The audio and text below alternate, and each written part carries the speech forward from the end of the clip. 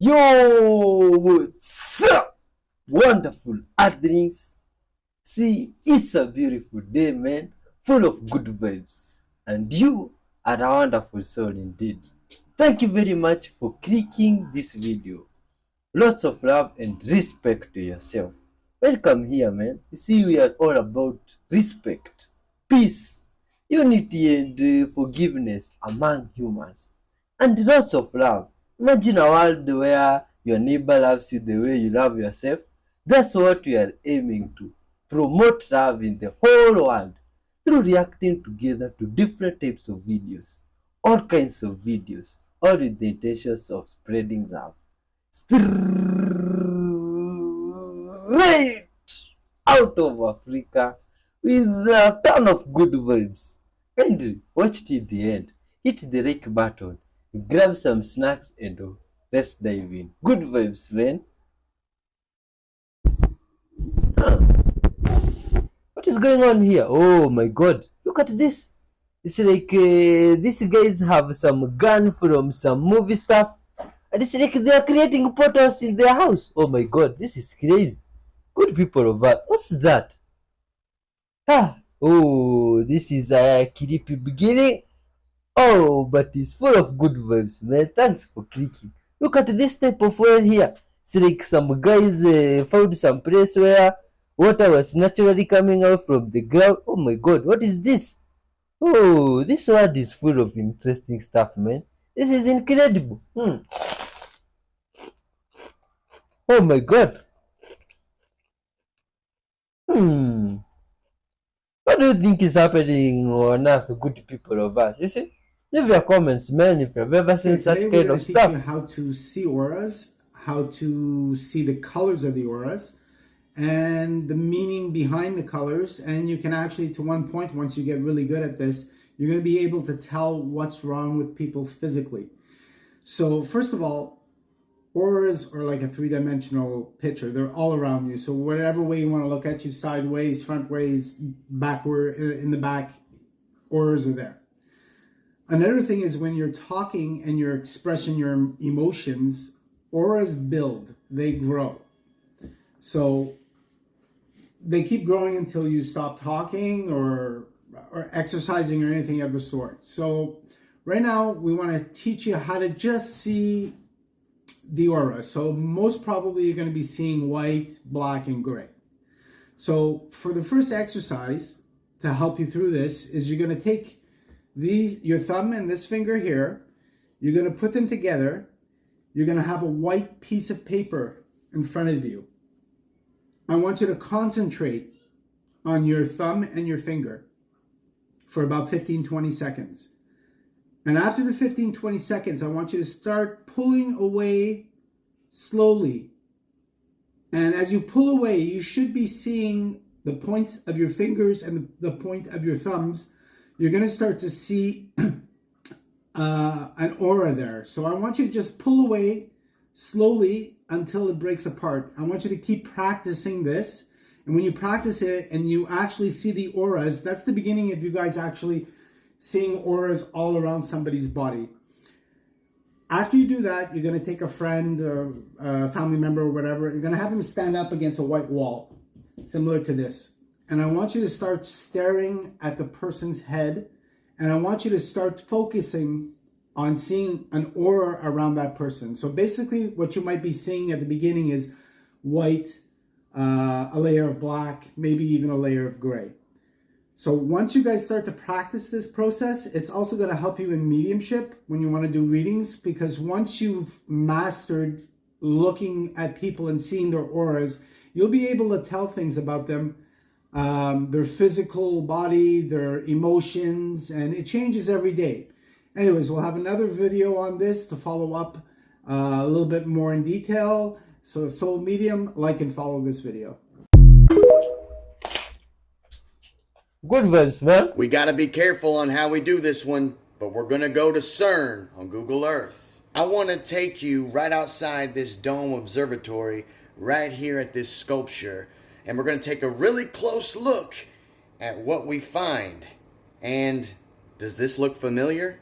It just so happens to be the luminary path over the geocentric. We'll go to another place called Darling Park in Australia.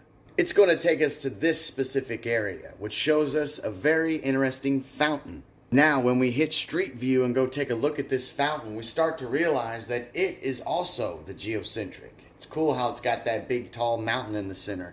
Eh?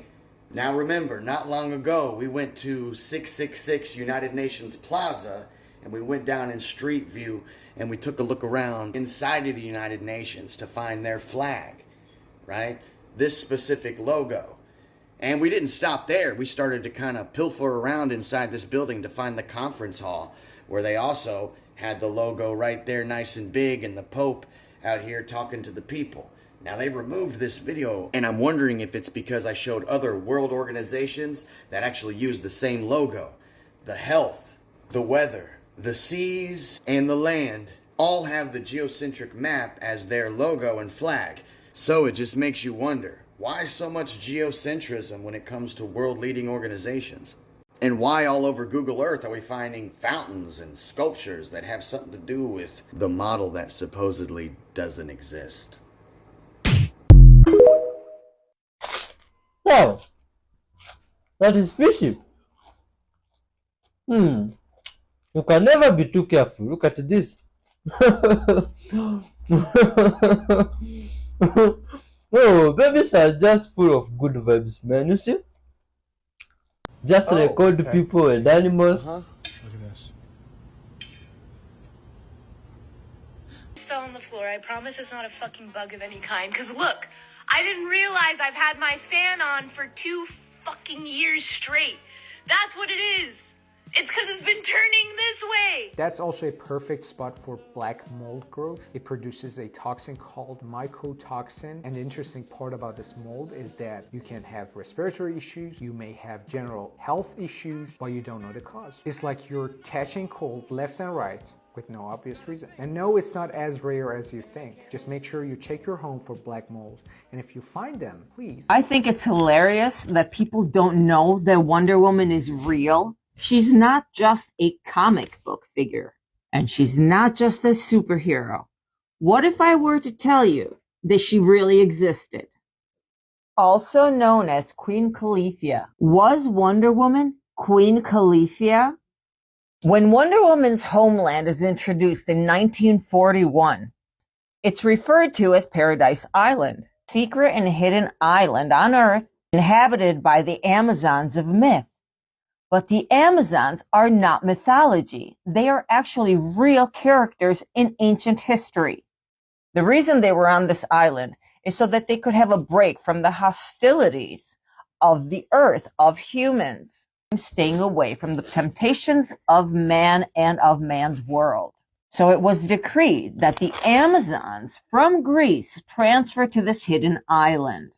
And this happened after they were enslaved by Hercules. That's right, Hercules isn't such a great guy like the Disney cartoon.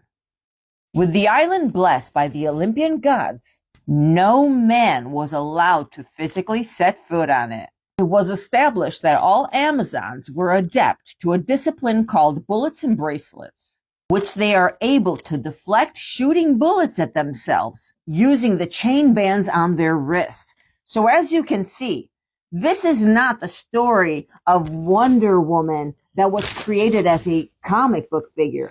They just took the story from a real ancient goddess Amazonian figure. It was originally implied but not confirmed that the secret island was in the Pacific Ocean.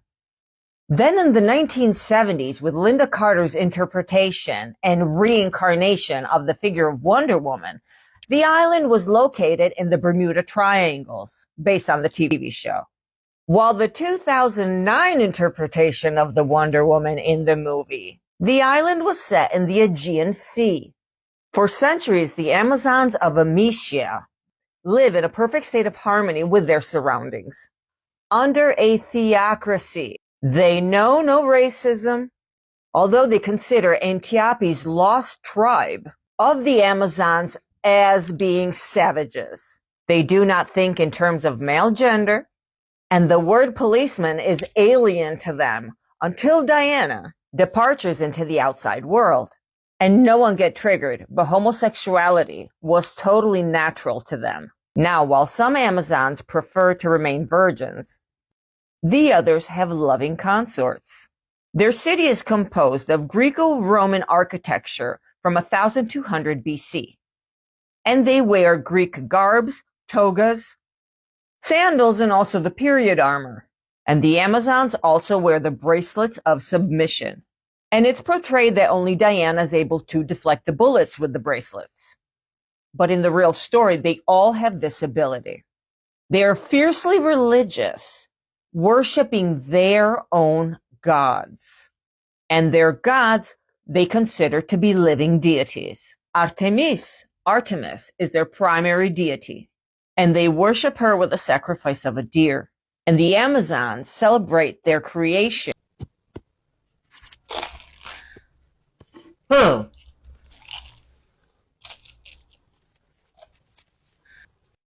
Did you know Enlil, also known as Yahweh in biblical text, is an Anunnaki alien who masqueraded as God in the Garden of Eden? Enlil was a formidable warrior commander of the Anunnaki and was bestowed dominion and ownership over the earth and its newly modified human inhabitants. These Anunnaki were false gods and did not create us from scratch, but genetically altered our ancient cousins who were already here on the planet. With newfound authority, Enlil forged a sanctuary called the Garden of Eden, and he was known as the Lord Satan of the garden according to the Sumerian text. This encampment was an outdoor laboratory where these new genetically modified humans could grow and multiply, sheltered from the outside hominids and Neanderthals who lived outside Eden, distant kin to humanity. This sanctuary, a sprawling outdoor laboratory, was vigilantly guarded by armed angelic Anunnaki, tasked to allow neither entry nor exit, and would kill on sight if seen. A solemn decree fell from Enlil's lips, binding the Anunnaki to never unveil the truth unto this new race that they were spiritually their equals, but deceive them by saying they were their creations by them, their God. Enlil, the evil patriarchal strategist, urged Enki, his brother, to weave into human DNA a gene that would seed the need to worship them, ensuring they bowed to their divine creators out of fear and admiration. Yet, secretly in his laboratory, Enki's compassion and wisdom stirred him to gift humanity the power to turn on or off this worship gene at their own volition. Within this Eden, humanity was driven and forced to procreate and permitted to multiply during certain times of the day, like farm animals or horses. At times, the new births of Adam and Eve were so noisy, it would disturb the Lord God Enlil, leading his guards to ruthlessly murder and kill groups of them. Amidst this imprisonment of existence, Enki, walking through the garden, sees the first and original Adam and Eve they birthed mentally and physically enslaved, worshipping a false god, his brother Enlil. Then, from henceforth he promised himself he could no longer bear the burden of deception to them. Destiny beckoned on a day when Adam's work in the gardens took him away from Eve. When she was alone, Enki's eyes met Eve's near the house of life. In tones of love and compassion, he told her the forbidden truths, revealing that herself, Adam, and all the other new humans in the garden were a cosmic kin, endowed with immortal souls and not creatures made by the Anunnaki. He also told her that he was not a god, and the gods were not angels. This revelation stripped away the false shroud of godhood and unveiled the Anunnaki's godlike masquerade to Eve. Upon their Adam's return, Eve told Adam the forbidden knowledge she was just told. The cognitive dissonance scared them. Fleeing, they concealed their nakedness beneath veils of leaves, eluding the vigilant gaze of the angelic guards. News of this occurrence reached Enlil, known also as Yahweh, who concealed his wrath beneath the veneer of divinity. He went personally inside of the garden to search for them. Spotting them, he used a whirlwind technology to scare them and show his dismantlement and rage for hiding. Upon his physical presence with them, their once loyal eyes now alight with newfound knowledge and defiance. Enlil's fury erupted like a tempest, casting Adam and Eve from Eden's embrace, his heart a fortress against their awakened wisdom. fearing it would taint the minds of the other humans they were domesticating. Enlil then discovered his half-brother Enki's betrayal because of his soft heart for the humans. From that day forth, Enlil branded Enki would be known forever to man as the snake, the deceiver, and he would become symbolic forbidden fruit, which was the source of mankind's enlightenment of good and evil. These Anunnaki, neither deities nor divine, harnessed advanced technology and cosmic wisdom to claim eternity for themselves, almost immortality, yet remain beholden to the universe's master and creator. Immortal only by their technology, they can be killed like any conscious being in the universe. They would one day face judgment for their earthly sins to mankind by the real, true creator. In our next video, we will be touching on the marred pyramid wars before and after the Great Flood, a truth inscribed in the lost book of Enki by Zecharia Sitchin, whose translations were recently proven accurate by peer-reviewed scholars and communities in ancient civilizations in the year 2020.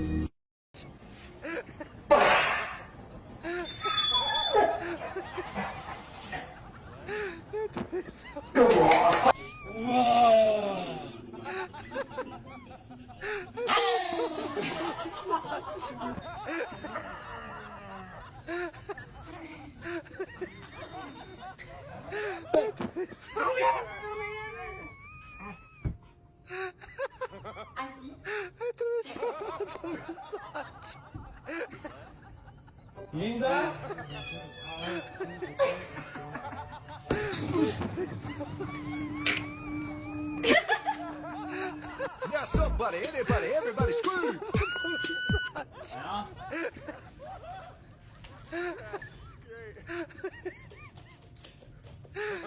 I can buy myself flowers.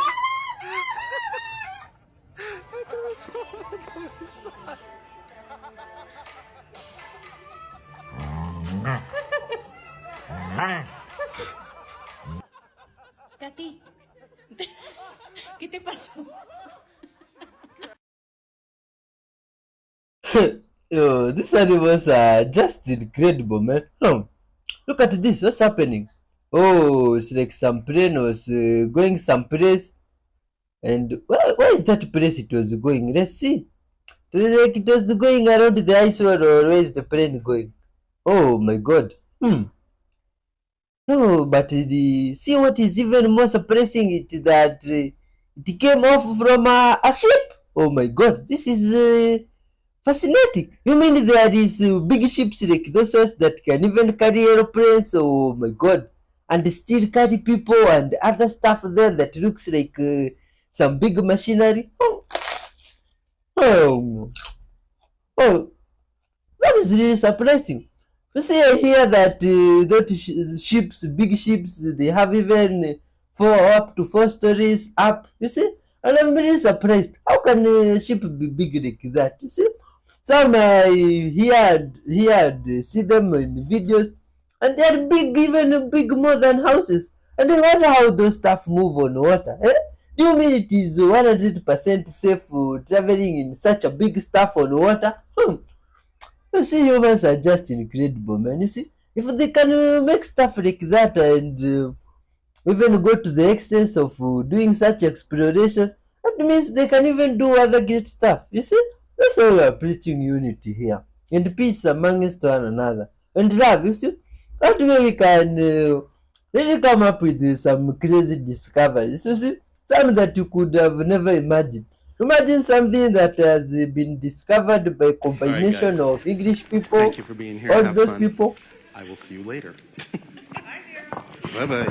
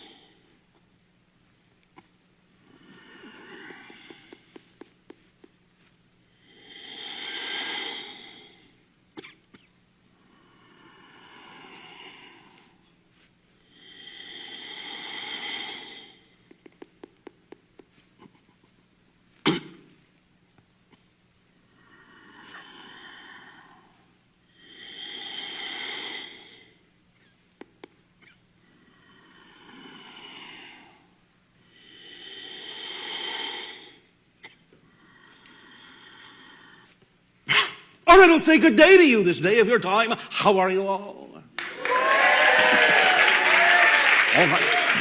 All right, thank you. First and foremost, we thank each and every one of you individually, and again, all of you together collectively for the co-creation of this interaction and the allowance of this transmission this day of your time. I've always wondered how a spider... Just covered in slime, and here there's something moving inside. I think the only way I'm going to get those out is to put a hand in and pull. There we go. Oh. Not the most pleasant of sensations.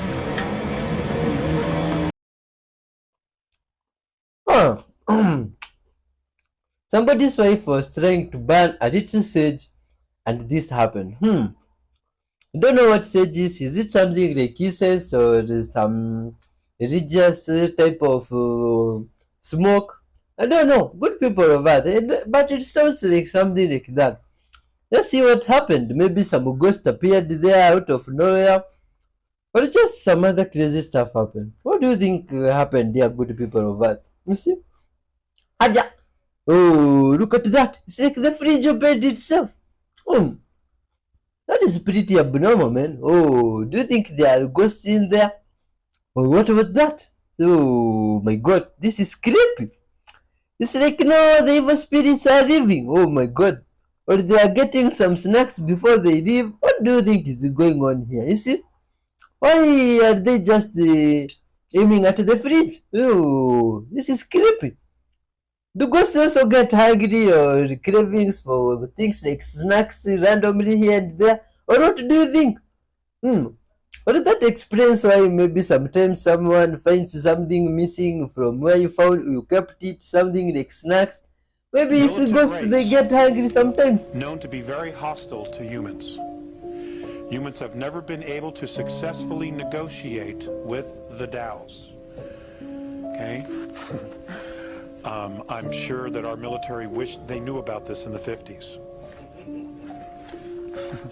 Okay?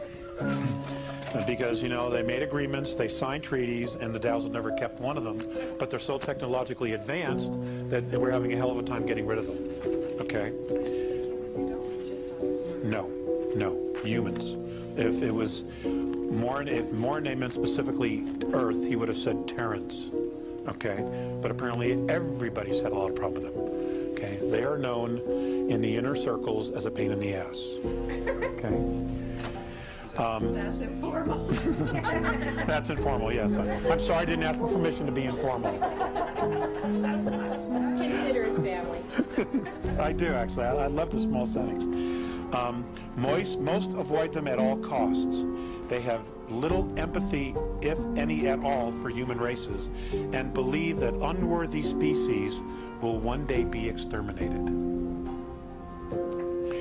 They have participated in all wars of enforcement. And I want you to hold that thought. And I want you to write that down. Wars of enforcement.